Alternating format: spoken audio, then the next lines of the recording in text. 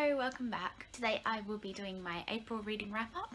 I only read 3 books in April, and this is partly because the first book that I read was The Tenant of Wildfell Hall by Bronte, and although it's not that thick, it was quite a dense book to get through. I really enjoyed the first third of this book. The book starts off from the point of view of a character called Gilbert Markham, and he and his local sort of village are intrigued to see a new lady, mysterious lady, become the tenant of the nearby Wildfell Hall, and they're all very curious about her because it's just her and her servant and her son. So the whole first third of the book is about Gilbert falling in love with this lady and kind of discovering the secrets behind why she's moved to the area. That bit I really enjoyed. I found that Bronte is incredibly skillful at describing characters. She's able to create a really vivid portrayal of each character in just a few words so that you really remember who everyone is, despite there being quite a few cast of characters in the village. And there's definitely a lot of humour in the first half of the book, and Gilbert is quite a nice character to read from. Then the middle section of the book is from the point of view of the lady who is called Helen. She gives her diaries to Gilbert to explain her past and why she's living in Wildfell Hall, and so the middle bit is just those diaries transcribed. And I found these to be a bit repetitive and just not as interesting as the first part of the book.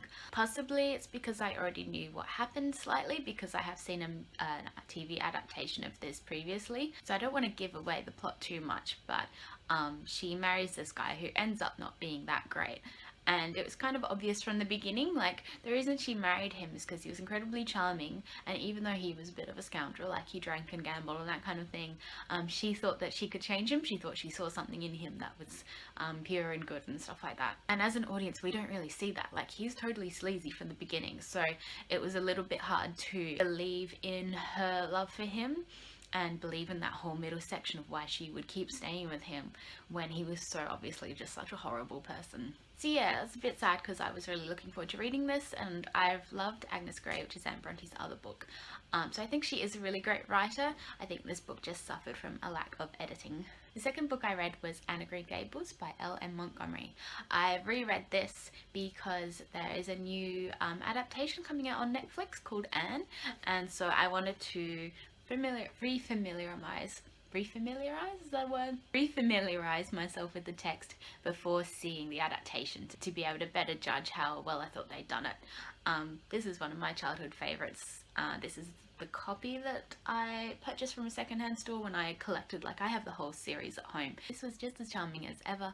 I love the beginning bit where Anne is a young child and she's doing all that typical and stuff of being all imaginative and getting into scrapes and that kind of thing, and then towards the end she kind of grows up a bit. Like, this spans between her being about age 11 when she first comes to Green Gables, and then ends with her being about 16 and graduating school. She gets a bit moralizing towards the end and kind of just, I found her a bit boring. She kind of lost that and spark. The trailer for the new series makes it look a bit sort of dark and like they've made it a bit more feminist and realistic, so I'm really curious to see what it's like. The third book I read in April is Dirk Gently's Holistic Detective Agency by Douglas Adams. This was a bit disappointing, unfortunately.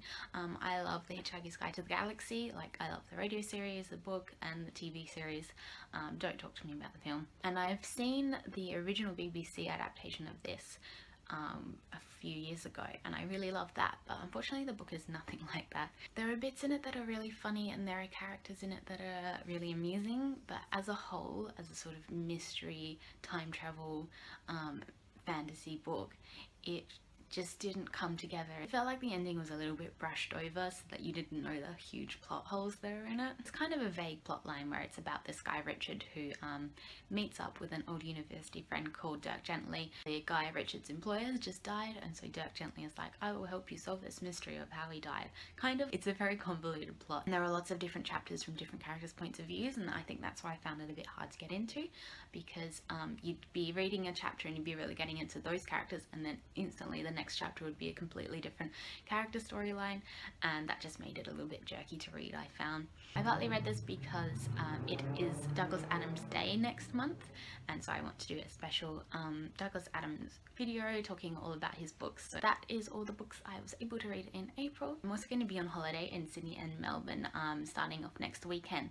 So if you are from either of those cities and have any good bookshop recommendations, I would love to hear from those. Hope you enjoyed the rest of your day. Bye!